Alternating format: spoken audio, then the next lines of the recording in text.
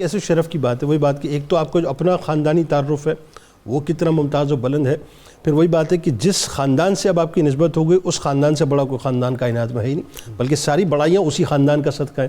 پھر دیکھیے کمال کے سسر بھی آپ کے جناب ابو طالب علیہ السلام، آپ کی ساس بھی جو جناب فاطمہ بنت عزت سلام اللہ علیہ، یعنی کتنے خوبصورت جھرمٹ ہے۔ تو پہلے یہ بتائیے ذرا، ایک خواب تو بابا جان نے دیکھا اور ایک خواب جو ہے وہ آپ نے خود دیکھا، اور پھر مولا کائنات مولا علی کرم اللہ وجہ الکریم کی زوجیت میں آپ کیسے تشریف لائیں، کیا ہوا، ذرا وہ پورا واقعہ بتائیے۔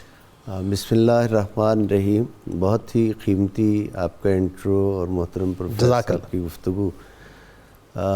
اگر حضرت فاطمہ بنت حزام رضی اللہ تعالیٰ عنہا کی عظمت کو سمجھنا ہے تو میرا خیال ہے ایک جملہ، ایک لفظ ان کی شان کے لیے ہمیں بہت غور و فکر کے ساتھ سوچنا پڑے گا کہ آپ تمنائے حیدر کرار ہیں۔ اللہ اللہ، کیا اچھی بات جی، بہت خوب۔ حضرت ام البنین، اگر اہل بیت نبوت کے ادب کی کوئی مجسم تصویر دیکھنی ہے تو وہ حضرت ام البنین، کیا خوبصورت جملہ، واہ واہ واہ واہ۔ تو اللہ رب العزت نے ان کا یہ خاص شرف رکھا کہ اہل بیت نبوت کی خدمت کے لیے انہیں پروردگار عالم نے منتخب کیا اور پسند فرمایا۔ حضرت مولا علی مرتضیٰ چونکہ بذریعہ حضرت جبرائیل امین علیہ السلام جو بشارات آئی تھیں حضرت امام حسین علیہ السلام کی شہادت کے حوالہ سے، اور شہادت حضرت امام حسین علیہ السلام دین کی بقا کی خاطر تھی، تو اس سے تمام بشارات سے حضور سید عالمین صلی اللہ علیہ وآلہ وسلم کے ارشادات کے سبب سے آگاہ تھے۔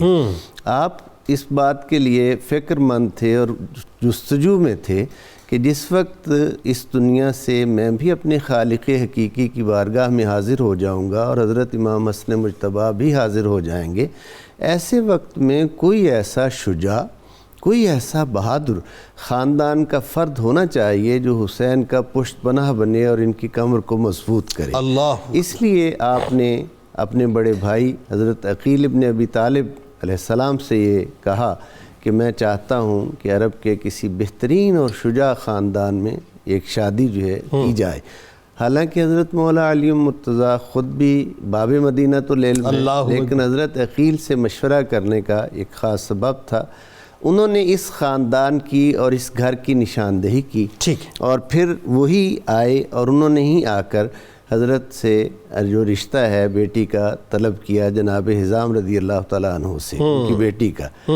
اب یہ ان کے لیے اتنی بڑی خوشی کی خبر اور سعادت والی بات تھی کہ حضرت سیدہ فاطمہ الزہراء سلام اللہ علیہ کے گھر میں جانا، حضرت مولا علی مرتضیٰ کی دلہن بن کے جانا، اور پھر جس طرح انہوں نے اپنی بیٹی کی پرورش اور تربیت کی تھی، ماں بھی صحابیہ ہے، باپ بھی صحابی ہیں، اور بعض تذکروں میں یہ ہے چونکہ آپ کی ولادت کا سن 5 ہجری ہے، اس لیے بعض تذکروں میں یہ ہے کہ جیسے مختلف صحابہ کرام اور صحابیات اپنے بچوں کو دعا اور دیدار نبوی سے مشرف کرنے کے لیے حضور کی خدمت میں لے کر آتے تھے، تو آپ کو بھی حضور کی خدمت میں پیش کیا گیا۔ سبحان اللہ، سبحان اللہ۔ یعنی اس حوالہ سے دیکھیں تو اتنی برکتیں دامن میں ہیں۔ جب حضرت عقیل ابن ابی طالب علیہ السلام پہنچتے ہیں پیغام لے کر، تو حضرت حزام کا خوشی سے کوئی ٹھکانہ نہیں رہتا۔ انہوں نے کہا مجھے اجازت دیجئے میں اندرون خانہ جا کر اپنی اہلیہ سے مشورہ کرنا چاہتا ہوں۔ جب آپ اس غرض سے آئے تو اندر دیکھا کہ ماں اور بیٹی میں کچھ گفتگو ہو رہی ہے۔ ان کی بیٹی فاطمہ اپنی والدہ کو اپنا ایک خواب سنا رہی ہیں، اور وہ خواب یہ سنا رہی ہیں کہ امی جان میں نے ایک بہت ہی رات کو خوبصورت منظر دیکھا، بہت سرسبز باغ ہے اور اس میں بہت ہی مسحور کن ہوا چل رہی ہے جو دلوں کو بہت زیادہ لبھا رہی ہے اور اطمینان عطا کر رہی ہے۔ ایسی حالت میں میں نے دیکھا کہ آسمان کی طرف سے ایک چاند اور 3 ستارے وہ اترتے ہیں اور میری آغوش میں آ جاتے ہیں۔ اللہ، تو ان کی والدہ ماجدہ وہ اپنی والدہ کو خواب سنا رہی ہیں، اور حضرت حزام ان کے والد آ کر پیچھے اوٹ میں کھڑے ہو کر یہ بھی سن رہے ہیں کہ بیٹی کیا خواب، اور وارشتہ آ چکا ہے، پیغام آ چکا ہے، پیغام آ چکا ہے۔ تب انہوں نے پھر حضرت بیٹی کو علیحدہ بھیجا پردے میں اور اپنی اہلیہ سے کو وہ پیغام سنایا اور ان سے مشاورت طلب کی کہ تم نے بیٹی کی تربیت کی ہے، پہلے مجھے یہ بتاؤ یعنی سعادت اپنی جگہ. پہلے مجھے یہ بتاؤ کہ ہم اپنی بیٹی کی تربیت ہم نے کیسی کی ہے؟ کیا یہ وہاں کی اہل ہے بھی؟ ہائے ہائے ہائے، اللہ اکبر، کیا سوال. وہاں کی اہل ہے بھی، وہاں کی ذمہ داریوں کو نبھا بھی سکے گی؟ تو انہوں نے اس بات پر، چونکہ حضرت ثمامہ خاتون جو آپ کی مادر گرامی ہیں، وہ بیک وقت شرف صحابیت تو ہے ہی، اس کے ساتھ ساتھ وہ عرب کے علوم و فنون سے، عربی ادب سے، فصاحت و بلاغت پر ان کی بہت زیادہ دسترس تھی.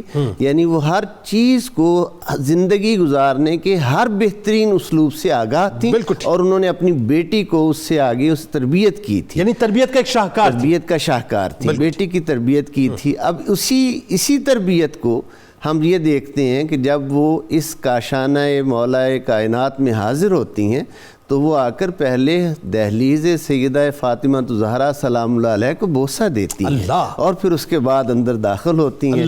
کیا عظمت ہے حضرت فاطمہ، حضرت ام البنین کی، جن کو جوانان جنت کے سردار اماں اماں کہہ کر مخاطب کریں. کیا عظمت ہے، کیا شان ہے ان کی.